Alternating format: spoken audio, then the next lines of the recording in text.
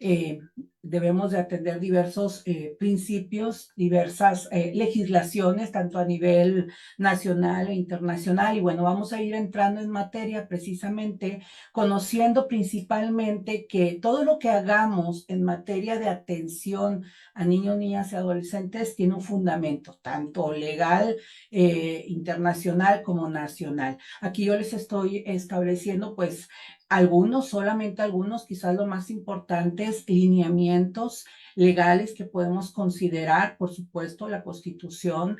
Política de los Estados Unidos Mexicanos, pero también tratados internacionales, leyes generales, leyes locales, todas ellas encaminadas principalmente pues al cuidado y protección de la niñez. No habrá ninguna norma de las que se establezcan dentro del catálogo que aquí les estoy presentando que hable de causar un perjuicio, un daño, un menoscabo a los derechos de los niños. Ese es el punto central y debe de ser el punto central de todas las medidas que nosotros como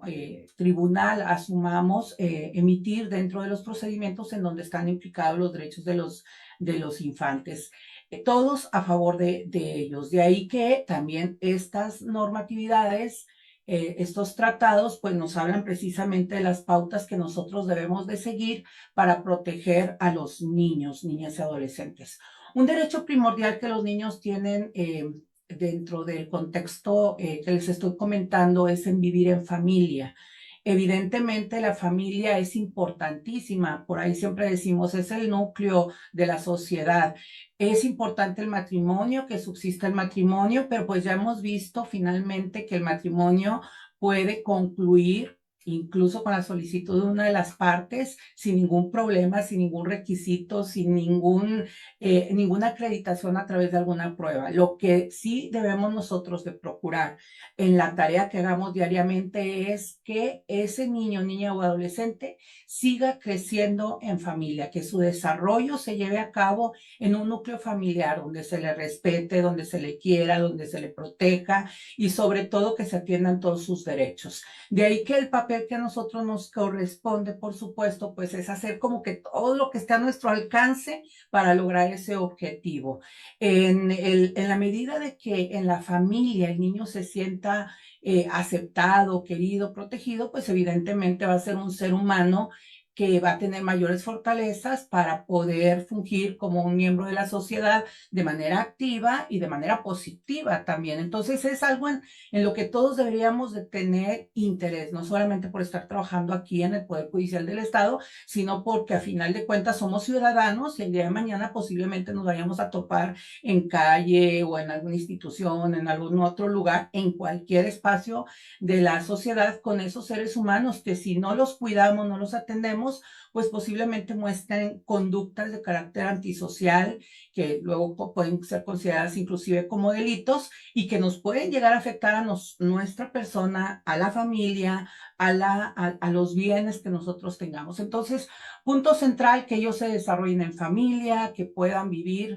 en plenitud su niñez, que no se les coarten sus derechos, que no se les violente, por supuesto, a través de conductas que les puedan dañar su salud física, pero también su salud emocional. El artículo cuarto constitucional, de hecho, resalta precisamente también, además de otra serie de derechos que aquí les estoy presentando, pues esta obligación que tenemos todos nosotros a que en el ámbito de nuestras competencias y de acuerdo, por supuesto, también a las facultades y a la labor que desarrollamos, pues dirijamos todos nuestros esfuerzos a efecto de que las decisiones y actuaciones que nosotros emitamos en la tarea diaria, pues sea todo a favor de la niñez,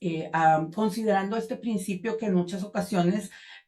subrayamos en nuestras resoluciones, el interés superior de la niñez, que un momento más adelante vamos también a tocar. Entonces es sumamente importante, pues obviamente otorgarles toda la protección de los derechos, pero para el caso concreto, pues resalto esta parte que nos corresponde a nosotros, esta tarea sustancial que debemos de desarrollar día a día.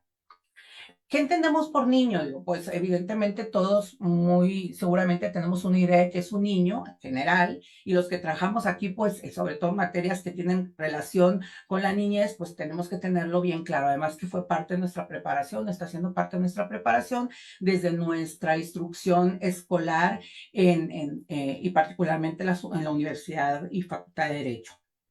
El niño es toda aquella persona que es menor de 18 años de edad. Obviamente hay legislaciones o podrá haber países que establecen que la mayoría de edad se adquiere a otra edad. Bueno, pues eso también lo tendremos que considerar. Y bueno, en ese sentido, precisamente, hay 4 principios fundamentales que de acuerdo a la Convención de los Derechos del Niño se tienen que atender y estos derechos no se puede dejar de atender uno por otro. No puedo decir, ay, es más importante uno que el otro, o protejo uno y desatiendo el otro. Están interconectados como propiamente los derechos humanos lo están para que en los estudios que nosotros hagamos profundicemos en ellos y podamos atenderlos a todos a la vez. Esta convención sobre los derechos del niño precisamente atiende el primer principio que es el de no discriminación. Desde el artículo 1 de la Constitución se aplica para todas las personas la no discriminación y obviamente esto implica pues que no hagamos diferencias ni de raza, color, sexo, idioma, religión, opinión política, cualquier otra cuestión que veamos. Por supuesto que no tenemos que hacer esta discriminación. Al contrario, si observamos alguna circunstancia, condición específica en donde nosotros tenemos que hacer una protección mayor, porque además se trata de un grupo de atención prioritaria, pero además puede estar relacionada a una cuestión de discapacidad, una cuestión de extrema pobreza o alguna otra cuestión, bueno, pues entonces vamos a atender precisamente esa circunstancia que advirtamos, pero para favorecer los derechos de la persona y no como un objeto de discriminación. Otro principio, el segundo de ellos que establece esta convención, es el que ya mencionábamos, y el principio de interés superior de la infancia, que se aplica pues como un derecho sustantivo, como un principio legal de interpretación, incluso dentro de todo lo que nosotros hagamos, y una norma de procedimiento. Esta expresión que estamos utilizando pues implica que toda nuestra tarea vaya encaminada a la protección en el sentido más amplio y en el sentido más particular de todos los derechos de los niños. Son múltiples los derechos que tenemos las personas. Evidentemente los niños tienen todavía más derechos. Por ejemplo, un ejemplo solamente es el de la educación, el del cuidado, el de la protección, porque desde la situación en la que se encuentran, pues en muchas ocasiones ellos no se pueden brindar por sí mismos esa protección. Entonces, nosotros como autoridades, los que formamos parte de este tribunal, nuestra labor tiene que ir encaminada a esa protección. Existen múltiples criterios de las autoridades federales que nos hablan precisamente a través de sus decisiones relevantes, incluso criterios que forman tesis únicamente, nos hablan acerca del interés superior del menor. Una de ellas precisamente es esta, que les estoy presentando ahí en la pantalla, en donde nosotros lo vamos a resaltar en varias ocasiones aquí, tenemos que considerar que todas las decisiones que tomemos son atendidas a través de este principio. Pero no solamente eso, sino que también los actos que realicen las autoridades, las conductas que asumamos, las propuestas, los servicios, los procedimientos, las iniciativas que se presenten en el Congreso, las políticas públicas que se realicen por parte de quienes tengan esa labor, todo tiene que ir encaminado precisamente a esta protección de la vida, de la supervivencia, de su desarrollo, del día a día y de todas aquellas condiciones que luego le van a procurar al menor pues vivir mejor, que crezca y que se desarrolle para que cuando sea adulto, por supuesto, pues sea, como mencioné anteriormente, una persona positiva para la sociedad y no una persona que de alguna manera tenga afectaciones y que luego no pueda desarrollarse. Este principio se le ha denominado como un principio rector guía, porque pues dirige, como ya mencioné, pues todas las cuestiones o decisiones que nosotros realicemos, las tareas que nosotros realicemos dentro de un procedimiento, se rige a través de este principio. Si voy a tomar en consideración, por ejemplo, mandar a hacer una prueba determinada dentro de un asunto por alguna circunstancia que yo advierta, tiene que ir encaminada a proteger este interés superior y no afectar ese derecho de los niños. Entonces, precisamente principio que de alguna manera protege totalmente a los niños, si nosotros no lo empleamos, no lo ponemos en práctica totalmente, de manera plena, también puede producir un daño en los pequeños. De ahí que la interpretación que nosotros tenemos que hacer también dentro de las normas, y esta es otra cuestión que tenemos que atender, es la interpretación que más les favorezca a los niños. Ustedes saben que, bueno, una norma puede ser supuestamente muy clara, pero también puede dejar rango a decir, bueno, ¿y qué entiendo con esto? ¿Por qué dice esta palabra? ¿O qué significa esta palabra? ¿O esta palabra en este contexto significa algo distinto que en otro contexto? Bueno, vamos a analizar desde el punto de vista del interés superior del niño las palabras, el lenguaje que está establecido en nuestras normas, porque a partir de ahí, pues nosotros vamos a tener que atender qué es lo que más le favorece al niño. Siempre atendiendo a la interpretación que más le favorezca a la persona en general, es nuestra tarea, incluso hablando de adultos, porque así nos lo establecen también las normas de procedimiento y tratados, inclusive, lo que más favorezca a la persona. Bueno, pues tratándose de niños, con mayor razón, la interpretación va encaminada a favorecer el cuidado y la protección de sus derechos. Hay una diversidad de derechos, derechos que, bueno, todos tenemos desde que nacemos, por ejemplo, el de ser atendidos, el de incluso desde la maternidad, la alimentación, la salud, el esparcimiento, la ropa, el vestido, todo lo que corresponde a nuestro cuidado personal del lugar en donde habitamos, una habitación, un techo, en la medida de las posibilidades económicas, por supuesto, de cada familia. Pero algo bien importante que aquí debo de resaltar es el derecho que todos los niños tienen a participar en los procedimientos correspondientes. Este derecho, pues si bien al principio no todos los niños lo tienen desde temprana edad, de los 0 años, 1 año, 2 años, posiblemente algunos no, pero algunos otros niños, incluso teniendo 13, 14, 15, no pueden participar dentro del procedimiento en atención precisamente a algunas circunstancias personales que tengan, pero la cuestión es tomar en cuenta que de manera progresiva, los niños, niñas, adolescentes y todas las personas vamos adquiriendo estos derechos. Y uno de ellos es precisamente el que está ligado al principio siguiente, que es el tercer principio, el principio de participación.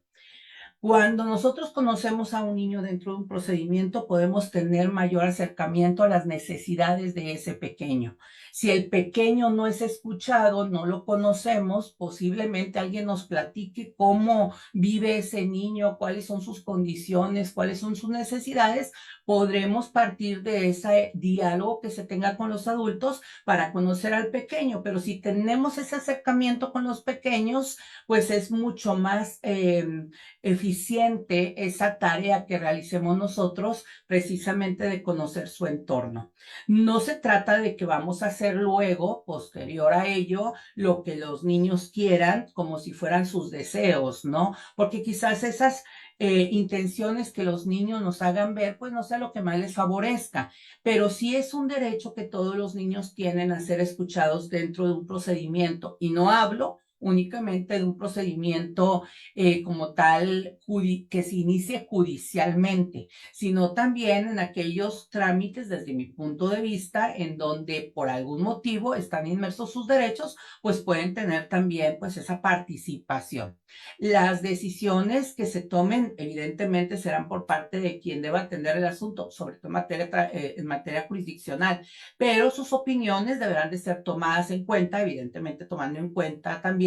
su madurez. De tal suerte que hoy en día, pues conocemos nosotros o debemos de conocer nosotros el protocolo que se emitió por parte de la Suprema Corte de Justicia de la Nación, en donde nos dice cómo debe de ser esa participación, porque no es una participación cualquiera y que podamos tomar en cuenta que tráeme al niño, lo escucho y a ver y le hago interrogatorio como si fuera un testigo. Evidentemente no, nosotros tenemos que atender dentro de esta entrevista pues toda esta serie de principios generales que establece este protocolo, como se vuelve a repetir el principio del interés superior de la niñez, también la suplencia, la no discriminación, trato de respeto y sensibilidad. Estamos hablando con un pequeñito, no estamos hablando con una persona adulta. Entonces, desde luego que, pues a lo mejor podrá ser a través de juegos, de dibujos, de palabras, pero palabras adecuadas al entendimiento del pequeño. Luego, cuando estamos hablando con alguien, cualquier persona, nos damos cuenta de su nivel de vocabulario. Bueno, pues sucede lo mismo cuando estamos con pequeños. Posiblemente si es un niño de 14 años, yo podría suponer que este niño ya tiene un amplio vocabulario y conoce de todo a todo, pero hay condiciones especiales, específicas, que no permiten a una persona tener el mismo entendimiento aun y cuando ya tengan esa edad. Lo que normalmente para un niño de 14 años pudiera ser entendible, a lo mejor para este pequeño de 14 años también no es entendible. Entonces tengo que tomar en cuenta las circunstancias específicas de cada persona para poder hacer como que la conexión con él a través de este diálogo, de los juegos, insisto, y poder conocer lo que deba de atender para el caso concreto que vaya a resolver. Ahora, no es lo mismo tratar, por ejemplo, un tema de custodia, que un tema de convivencia, que un tema de alimentos o que alguna otra circunstancia, enajenación de bienes o alguna otra circunstancia que tenga que atender, pero en el enfoque que le vamos dando al diálogo, a la plática y al tema que nos ocupa el día de hoy, algo bien importante es también ver la cuestión de la violencia. Pues no le voy a preguntar, oye, ¿eres violentado? ¿De qué forma te pegan? Porque no, insisto, no es un interrogatorio. Sin embargo, a través de ese diálogo, de esa conexión que yo realice con él, posiblemente pues sí pueda atender o se hagan evidentes cuestiones en las que el pequeño se ha visto involucrado que le afecten emocionalmente. Desde ahí te das cuenta, ¿verdad? Cómo se encuentra el entorno de las personas. Lo mismo sucede cuando hablamos de órdenes de protección y demás, pero tratando de medidas cautelares, pues igualmente, si vamos a dictar alguna medida cautelar, pues tenemos que atender estas particularidades. En el protocolo viene también señalado, por ejemplo, de que, bueno, pues hay limitantes de la autoridad. También no me puedo meter en la injerencia de la vida privada. Ojo, pero lo que sucede en la casa no quiere decir que es parte de la vida privada. Si le afecta a la niñez, se convierte en parte de la vida, entre comillas, de orden público, derechos del infante que yo tengo que proteger. Entonces, pues sí me podrán decir que en muchas ocasiones lo que sucede dentro de las cuatro paredes de nuestras casas, pues es privado. Sí, efectivamente, siempre y cuando no se vulneren derechos de una persona, porque ahí ya el ente público, pues tiene injerencia. Se tiene que proteger la intimidad de los pequeños y para ellos es bien importante que tampoco las actuaciones donde ellos participen y donde se ve incluso su rostro, como las videograbaciones de las escuchas de los niños, pues anden ahora sí que de lado a lado indiscriminadamente, o que se les estén tomando fotografías, o que se estén subiendo a las redes sociales esa información, o que los nombres de ellos estén completos en las resoluciones, por ejemplo. Ese tipo de cuestiones nosotros las tenemos que atender y cuidar. Y algo bien importante, a veces nosotros consideramos que el niño se va a sentir intimidado si lo atendemos a través de una diligencia y por ello pues a lo mejor hacemos como que no estás en una sede judicial, aquí no está pasando nada en relación a un procedimiento y podría pensarse que hay que tratar como que de maquillar la situación para que el niño sepa de qué se está tratando esta diligencia. Sin embargo, al contrario, el niño tiene el derecho de ser informado, de ser informada, no con precisión, no con exactitud, no con datos que no debe de conocer a su edad, pero sí tiene derecho a ser informado, informada de qué es lo que está pasando, qué se está dirimiendo, cómo va, qué es lo que va a pasar dentro de la entrevista, cómo va a ser su participación. Esa es una labor que nosotros tenemos que atender siempre que un niño se presente ante nosotros. El último principio que señala la Convención es el principio de supervivencia y desarrollo. Aquí les puse un catálogo de derechos que tienen todas las personas y particularmente los niños. Ahí viene entre ellos el de la identidad, nombre, apellido, nacionalidad, vivir en familia, tener una igualdad sustantiva, no ser discriminado, vivir en condiciones de bienestar y sano desarrollo integral, a vivir en una vida libre de violencia y cuidar su integridad personal, protección de salud, si tiene una cuestión de discapacidad, pues atender esa discapacidad y toda una serie de derechos que, insisto, pues se tienen que proteger por parte de nosotros. Cuando estos derechos se ven afectados, la autoridad tiene que ingresar a proteger al pequeño. Y es ahí donde empieza la labor de los tribunales o de las autoridades administrativas, incluso cuando se tiene noticia de una situación en donde los niños, niñas o adolescentes están siendo vulnerados en sus derechos, pues las autoridades tenemos que actuar. En muchas ocasiones ya son procedimientos judiciales que se están tramitando ante nosotros, en donde se advierte alguna cuestión de violencia, pero en muchas ocasiones no hay un expediente judicializado y la violencia se suscita así de pronto y esta noticia no llega primero a nosotros, sino que llega a través de las instituciones o llega únicamente a través de la Procuraduría de Atención de Niños, Niñas y Adolescentes o alguna de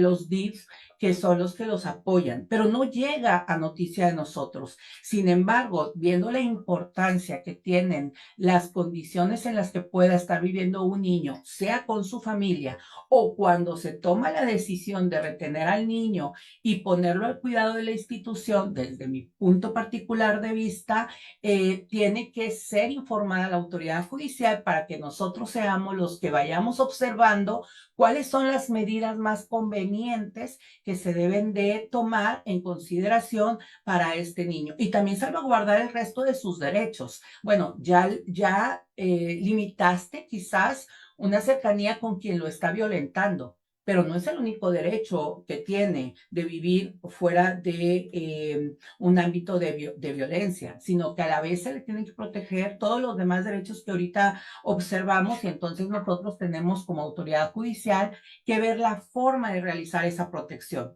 Protección que quizás si se queda en el ámbito administrativo de la Procuraduría no se vea completa, no se vea plenamente garantizada. De ahí la importancia, insisto, en que con independencia de que sea a nivel administrativo, entre comillas, una cuestión analizada de violencia, pues también nosotros asumamos ese conocimiento. Para ello sería necesario, por supuesto, que la Procuraduría de manera inmediata, cuando reciba un pequeño en estas condiciones, pues se nos dé la intervención respectiva. De no hacerlo así, pues nosotros, obviamente, salvo que un particular venga y nos haga ver la situación, pues no podríamos tener conocimiento de ello. Es importante entonces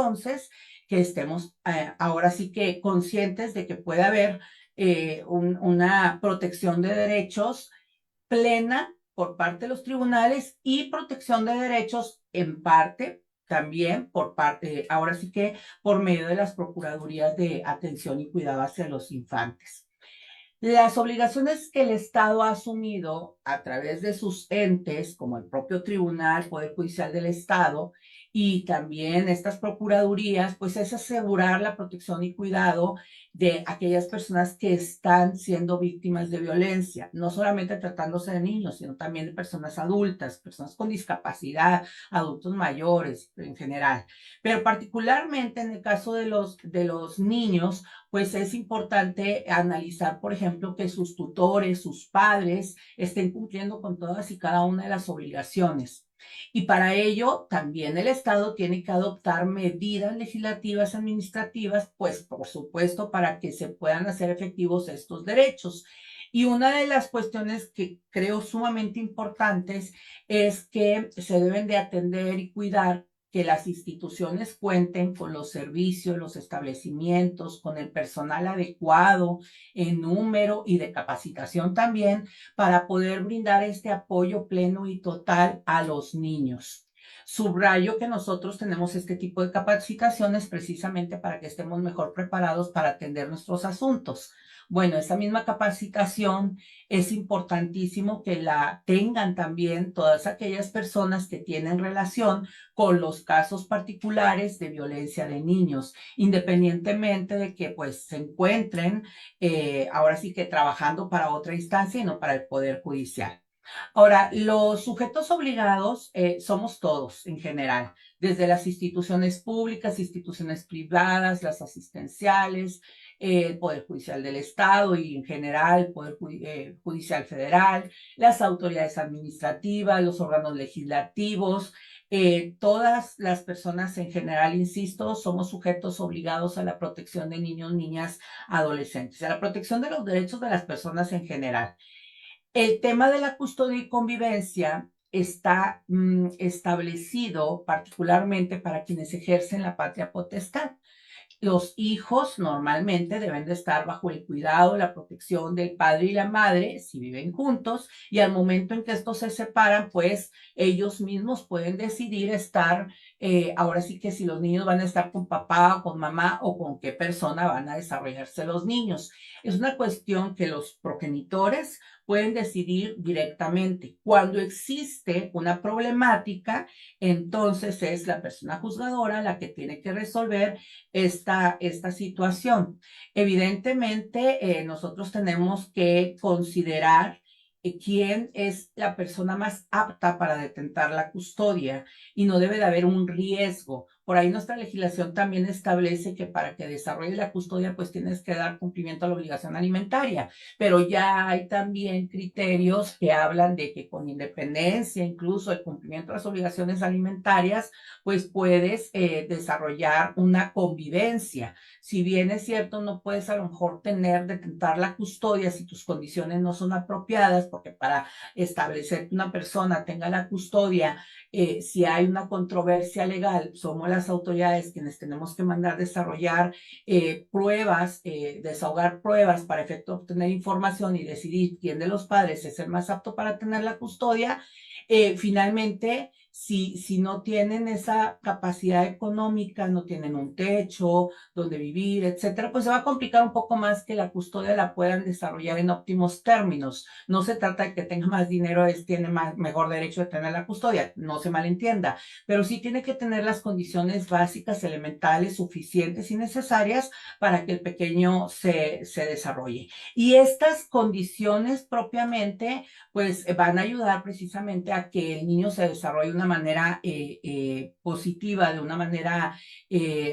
adecuada en el entorno también en donde este pequeño se esté viviendo. Y hablo de ello porque, bueno, el lugar en donde se radica con uno o con otra persona de los padres o con la familia, pues es sumamente importante observarlo, no solamente en el aspecto social, sino también en el aspecto personal, cuáles son las habilidades parentales que cada uno de los padres tiene o cuáles son las que tienen que desarrollar para que se siga dando sin problema ese acercamiento, esa convivencia o bien tengas la custodia. El problema se presenta cuando uno de los dos padres o ambos inclusive o los varios miembros de la familia con los que se desarrolla diariamente los pequeños están produciendo violencia. La violencia familiar, pues evidentemente tiende a dañar emocionalmente a las personas en general y particularmente a los niños. Entonces, hay varios tipos de violencia, no solamente la violencia física, puede ser psicológica, puede ser sexual, puede ser económica, patrimonial, y puede darse no nada más dentro de esa casa privada donde ellos viven, sino en cualquier parte en el entorno. Luego de repente, yo debo confesar que incluso donde he estado yo a lo mejor participando en algún evento o algún área abierta en la sociedad y de repente si veo que jalonean al niño, pero bonito, ¿verdad? Entonces yo digo, oye, pues, ¿qué está pasando? Esa es violencia. Y bueno, en esos casos particulares, cuando se advierten las cuestiones de violencia, se deben de tomar medidas por las personas, porque ya dije que somos sujetos obligados todos a cuidar a los niños, medidas para que la autoridad proteja a los infantes.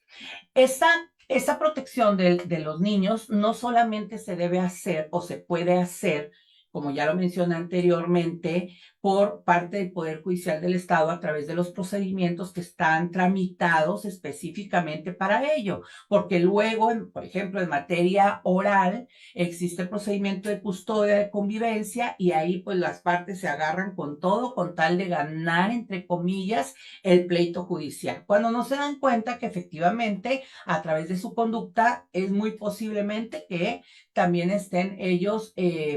infringiendo violencia en los niños, incluso con sus conductas procesales. Pero bueno, esa es una parte que nosotros como autoridades dentro de un juicio custodio de convivencia tenemos que ir tomando en consideración para dictar las medidas que corresponda, ya sea limitar la convivencia o dictar algunas órdenes de protección o medidas cautelares que tiendan a proteger al pequeño de esa violencia que está sufriendo. Cuando no existe ningún trámite, en principio, la ley establece también un depósito de menores como un acto prejudicial y ese asunto se ve en materia tradicional. Muchas ocasiones también vienen aquí a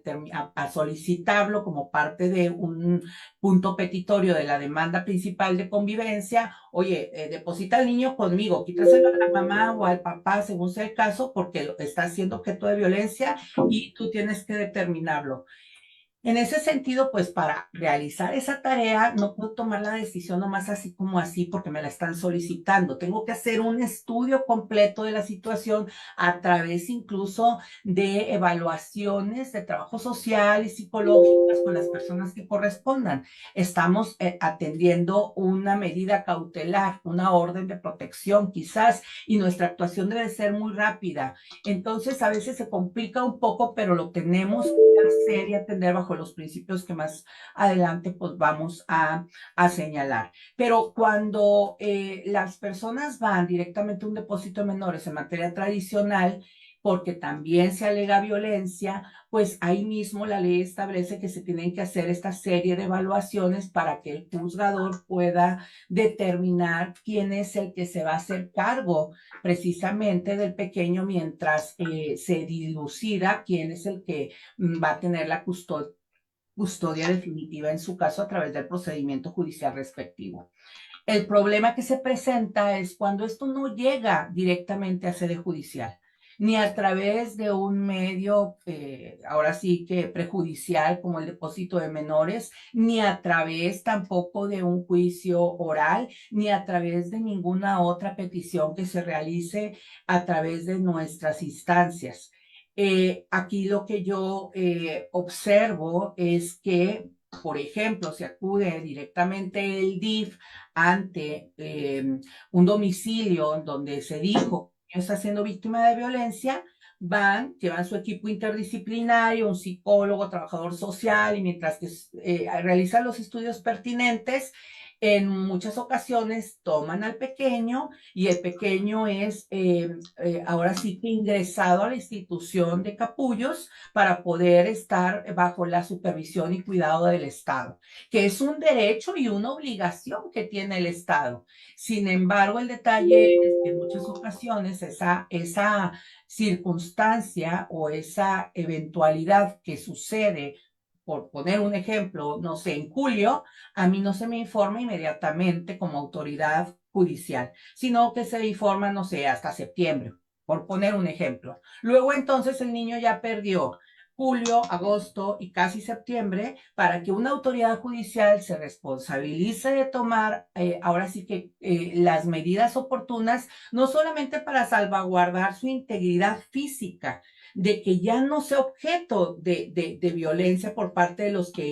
las personas con las que vivía, sino también ahora pues habría que ver si se le está garantizando oportunamente la convivencia con sus padres y si la que se determinó de manera provisional es la más idónea y si se están cumpliendo otra serie de obligaciones por los padres que deben de asumir independientemente de que el niño esté bajo la supervisión y cuidado del Estado. Estas circunstancias en muchas ocasiones, por supuesto, duran bastante tiempo y hay niños que desafortunadamente pueden pasar, pues ahora sí que varios años de su infancia, por no decir que toda su infancia, dentro de una institución. Y es ahí donde nosotros debemos de tener pues cuidado, atención, de darle la celeridad correspondiente a este tipo de asuntos, suplir la deficiencia de la queja e inclusive, como ahorita vamos a dar, a ver, mandar a ordenar pruebas de oficio al momento en que tengamos conocimiento de una circunstancia que está aconteciendo de esa forma. Para ello, evidentemente, insisto, es importantísimo, necesario que la información que se nos brinde por parte de los DIPS, por parte de la Procuraduría, sea lo más ágil posible, lo más rápido posible, a través de vías electrónicas y más ahora sí que actualizadas o por parte de las tecnologías y el uso de las tecnologías, tomando en cuenta, por supuesto, que el tribunal pues ha hecho sus esfuerzos por medio del Departamento de Informática y que ya prácticamente todo se puede hacer a través de redes tecnológicas y por ello también las defensorías de los pequeños y también estas instituciones pues pueden llegar a tener como una cercanía más rápida con nosotros para que nosotros a la vez podamos tomar las decisiones más oportunamente y de una manera pues más protectora de los derechos de los niños. La suplencia de la queja aplica para todos los trámites en donde están implicados niños, niñas, adolescentes. En materia familiar incluso existe una disposición que así lo señala, que es el artículo 952 del Código Procesal Civil del Estado, y hay criterios también que ya nos hablan precisamente de que tratándose de cuestiones familiares, la actuación tiene que ser de oficio, rápida, efectiva y precisamente también ordenando el desahogo de las pruebas que mejor corresponda para la protección de los derechos de los niños y del interés superior de la familia, del interés superior de los niños. Entonces, aquí es bien relevante decir, bueno, pues ya tenemos conocimiento de muchos asuntos y estamos llenos de trabajo, pero si tenemos conocimiento también de un asunto que se está llevando a cabo de manera administrativa únicamente, pues estimo mayormente para la protección de los derechos, que somos también nosotros los que tenemos que tener ese conocimiento. La justicia restaurativa, desde mi punto de vista, es sustancial también aplicarla dentro de los procesos familiares. En ocasiones contar, por ejemplo, con psicólogos, con personas de trabajo social y que en conjunto pudieran estar revisando lo que está aconteciendo dentro de una familia junto con la autoridad judicial, quizás sería más favorable para los niños, como en otros países así se hace, que el hecho de tomar la decisión de primera instancia de que te retiro la custodia inmediatamente y lo ingreso a una institución. Evidentemente habrá casos en que no hay otra alternativa más que realizar ese proceso inmediatamente y creo que es una muy buena medida que se atienda con rapidez esa delimitación de la violencia, porque no podemos permitir ni ser permisivos en que esto suceda, pero si efectivamente pudiéramos contar con otras redes de apoyo que las mismas personas de trabajo social o psicólogos nos pueden ayudar a encontrar antes de que tenga que darse ese traslado a las instituciones. Por ello, sugiero, y es importante analizarlo, y en el nuevo Código de Procedimientos eh, familiares, así se establece también que hay que hacer uso de la justicia restaurativa y del apoyo interinstitucional entre las dependencias. De ahí que es bien importante, primero, contar inmediatamente con la información, con el conocimiento del trámite que se está llevando a cabo de manera administrativa, donde las personas no acudieron directamente al Poder Judicial, sino que de alguna forma un tercero emitió una llamada o hizo un comunicado a la institución propiamente del DIF, fue Procuraduría, realizó su intervención, como debe de ser, de manera prioritaria, rápida, efectiva, y retira al pequeño de la persona que lo está violentando o presuntamente lo está violentando, porque aquí hay que hablar mucho también de la presunción. Y en ese sentido, bueno, pues también sería importante ahí que inmediatamente, insisto, nosotros tuviéramos conocimiento por parte de la institución administrativa para empezar nosotros también a llevar a cabo de manera oficiosa el trámite respectivo para buscar entre la familia del pequeño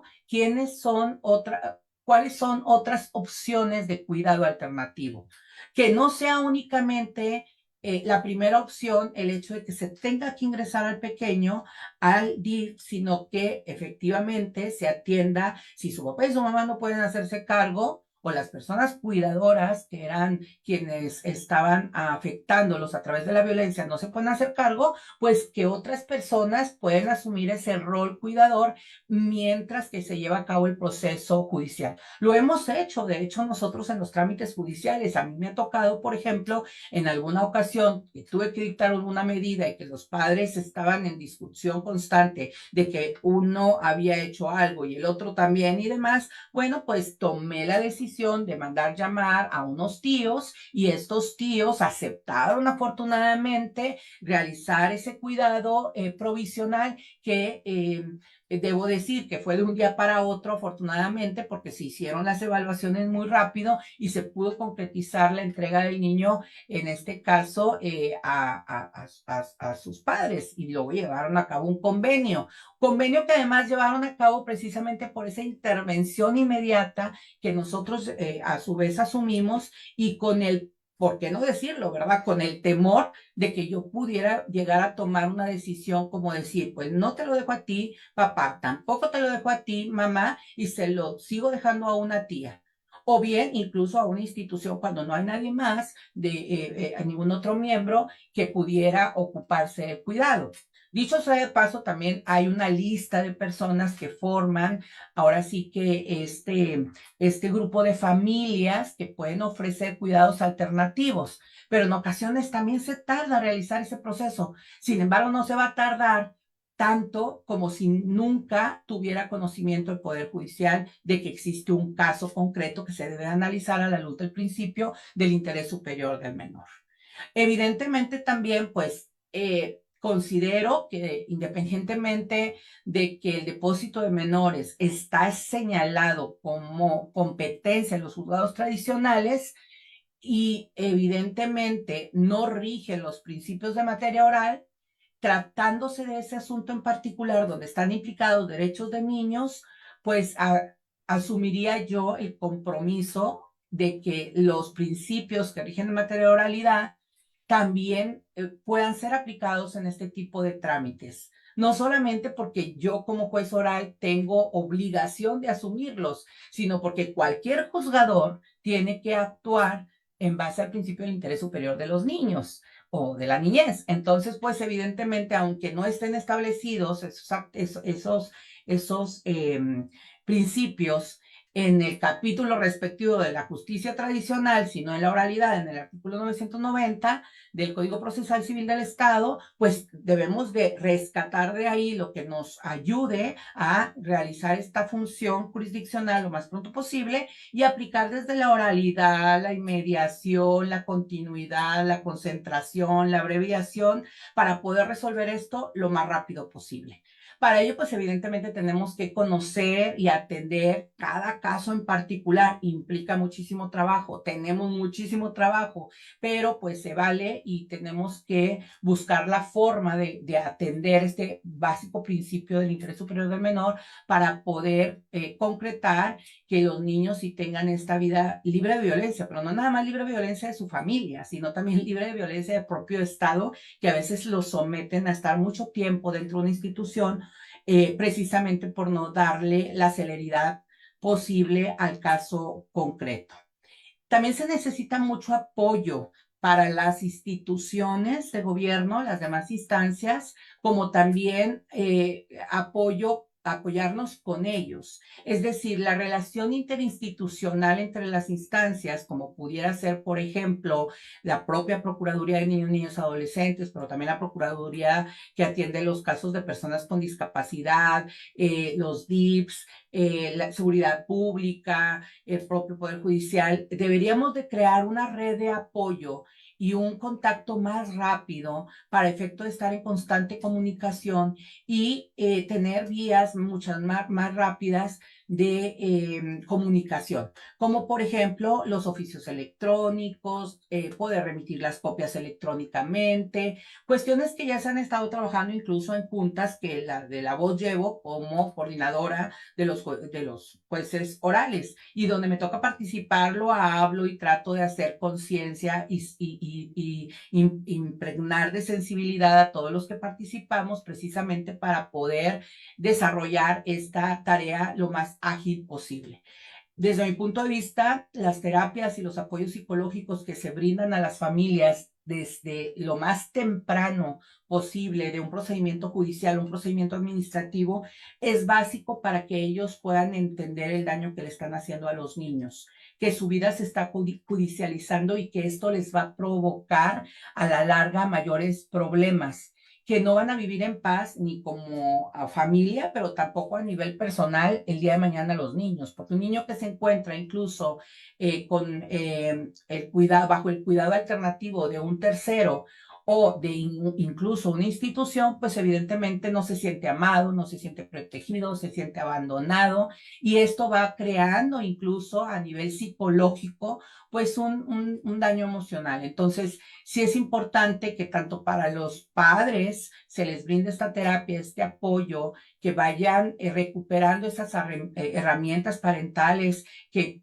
todos debemos de tener cuando somos padres y que los que no los tenemos los debemos de trabajar. Y también es importante, sumamente relevante, que esta terapia, este apoyo psicológico se le brinda a los pequeños, incluso cuando están bajo el cuidado de los propios padres, si tienen problemas estos, o si están bajo el cuidado de un familiar, o incluso si están dentro de una institución. Este trabajo propiamente se tendría que establecer a través de también políticas públicas, porque a final de cuentas, en muchas ocasiones, la violencia que se vive dentro del entorno familiar es provocada por problemas que a su vez tienen los padres y no es justificación, pero pues si no tienes trabajo, si no tienes economía, si no vives bien, digamos, de alguna manera, todo en tu contexto como adulto,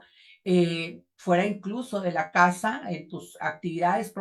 propias tuyas, pues también es muy seguro que llegues al hogar y que puedas tú ocasionar esa violencia. Entonces también el trabajo que debiéramos de hacer todo el Estado, todas las instituciones del Estado, es esta participación conjunta para buscar alternativas de que se brinden esos apoyos que en otros países sí existen para efecto de que estas familias pues puedan obtener al menos lo básico para que también a su vez puedan recuperar esa estabilidad, incluso económica, para poderle brindar un techo seguro a sus hijos y con la terapia y los apoyos psicológicos que se vayan teniendo y que vayamos otorgándoles, pues podamos darle seguimiento a estos casos como una manera de darles una oportunidad a los niños de seguir viviendo en familia, pero siempre bajo esta familia, bajo el foco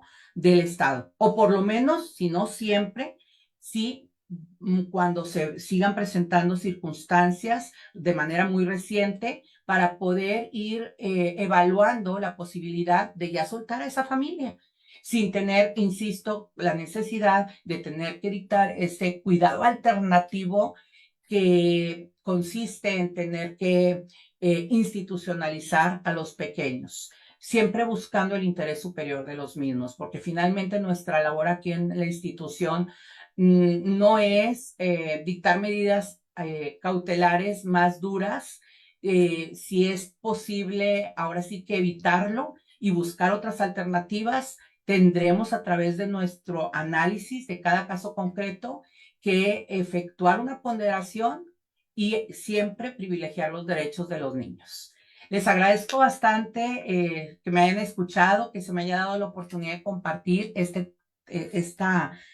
plática, de llevar a cabo pues este diálogo, si es que hay preguntas, y pues la verdad los sigo animando a participar en este ciclo de conferencias porque mis compañeros pues son personas muy preparadas, muy profesionales y gustosos estamos todos de compartir con ustedes este tiempo y espacio. Muchas gracias. Muchas gracias a usted, pues a Claudia Verónica Medellín González, privilegio escucharla y muy agradecidos de que comparta sus experiencias y sus conocimientos con nosotros, con nuestros compañeros del Poder Judicial del Estado. No sé si por parte de nuestros compañeros hay alguna duda, algún comentario que quieran hacerle a nuestra jueza. Buenas tardes. Yo sí tengo una pregunta. Adelante. Eh, bueno, lo que pasa es que mis funciones está ejecutar órdenes de protección con desalojo, incluso a veces. En ocasiones, pues hacen labor de contención con los niños, ya sea que los manden a casa de algún familiar que los pueda resguardar en lo que ya se hace la orden. Hay veces en las que sí están los menores presentes. Mi pregunta va encaminada. A mí me ha tocado ver que hay niños que están, más que nada adolescentes, de que están pues ya conscientes o tienen noción de la situación. Me ha tocado de que estén presentes en algunas ocasiones y si les... Mi pregunta es, no sé si yo me estoy excediendo de mis funciones más que nada por las técnicas que se tienen que utilizar para llegar a tener ese acercamiento y obtener la información que ayude a dar un panorama amplio al juzgado de la circunstancia del menor. Yo les pregunto que si todo bien, que si hay algo que ellos quieran manifestar, que si se quieren quedar. Por lo general es la mamá la que lo promueve las órdenes, pero sí pasa que a veces son los papás, si se quiere quedar con una con otra o la situación que fuere. Mi pregunta es, ¿estoy excediéndome en mi función? En relación a tener ese contacto con los niños, se busca normalmente que el contacto sea a través de nuestras instancias, ahora sí que acá con el juez, porque normalmente la entrevista con el niño pues no se hace únicamente con el juzgador, sino también incluso en ocasiones se le nombra una persona que lo apoye, se van a traer un psicólogo, está la gente del Ministerio Público, pero lo principal es para darle esa contención que un psicólogo esté presente, que en muchas ocasiones es una persona que está en el Centro Estatal de Convivencia trabajando, pero brinda los servicios a nosotros precisamente para observar desde su madurez, las condiciones que tenga para poder en ese momento pues hablar, expresarse y poder obtener información necesaria para el procedimiento. Sin embargo, considero evidentemente que si el niño quiere hablar con usted, pues usted no lo puede dejar ahí con la boca, ahora sí con la boca llena de lo que él quiera decir, ¿verdad? Entonces, en ese sentido, pues tomarlo en cuenta nada más. La entrevista la tiene que hacer el juzgador. Pero si el niño quiere hablar con usted, lo que sí le puede decir usted es que le va a informar al juez para que a su vez el juez lo mande llamar y pueda expresar lo que considere pertinente. Y yo creo que es muy importante, no creo, considero y estoy segura que es muy importante la labor que ustedes hacen al llevar a cabo la materialización de una diligencia, cualquier tipo, y más las órdenes de protección, para que en el momento en que desarrollen la diligencia se observan alguna condición en las personas que ustedes ven ahí en el domicilio, lo puedan informar en su acta al juzgador, para que el juzgador de esa manera conozca un poquito lo que está sucediendo allá, porque si no, de otra manera, pareciera que ahora sí que como la justicia tenemos los ojos cerrados, ¿verdad? Y no hablo solamente en aquellos casos en donde se trate de niños, porque en muchas ocasiones nosotros no sabemos, vas en plaza a una persona, no sabemos que tiene una discapacidad.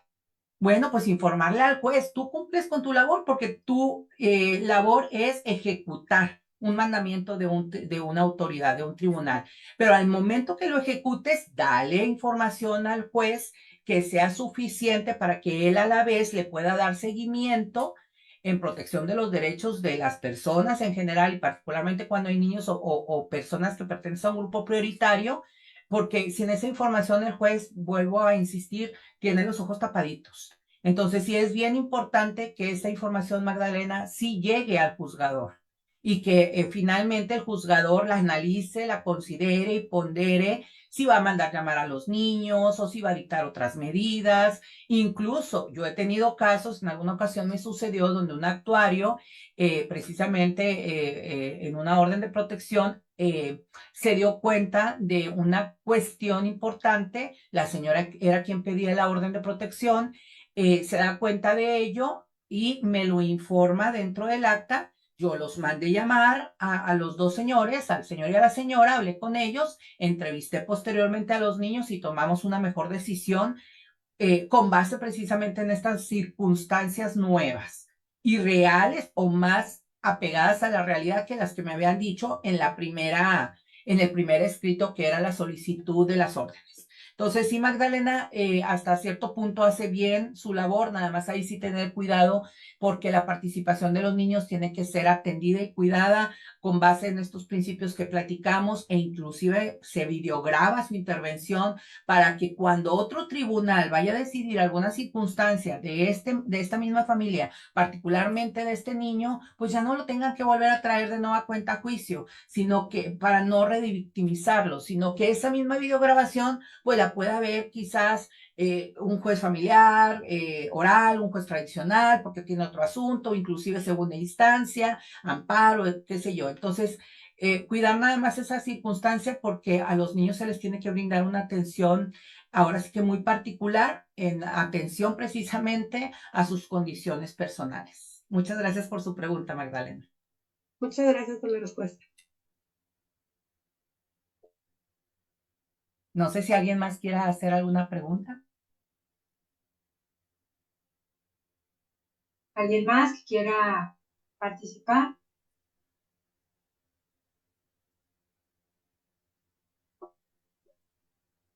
Creo que todo estuvo muy claro. ¿O ya tienen hambre? Probablemente. Bueno, pues muy agradecidos con la participación de la jueza Claudia Verónica Medellín González. Un saludo muy especial y muy particular de nuestro director, el maestro Jesús Demetrio Cadena Montoya, quien sin duda envía un afectuoso y caluroso saludo a nuestra jueza y sin duda por su participación muy agradecido. Y bueno, me corresponde a nombre de nuestro director hacer entrega de un merecido reconocimiento por su destacada participación, el cual a la letra dice: el Instituto de la Judicatura del Estado de Nuevo León otorga el presente reconocimiento a la maestra Claudia Verónica Medellín González por su destacada participación en la conferencia Cuidado Alternativo como Medida Cautelar a la luz del interés superior de la infancia. Lo suscribe el juez Jesús Demetrio Cadena Montoya, director general del Instituto de la Judicatura del Estado, y se otorga en Monterrey, Nuevo León, el 14 de septiembre de 2023. Independientemente que en su momento se le haga llegar el reconocimiento de manera física. Muchas gracias. Muchas Gracias a gracias a todos. ustedes también y pues felicidades también por este ciclo de conferencias que están realizando, maestra Toñita, y muy contenta de seguir participando, agradecido con todos por su atención y bonita tarde.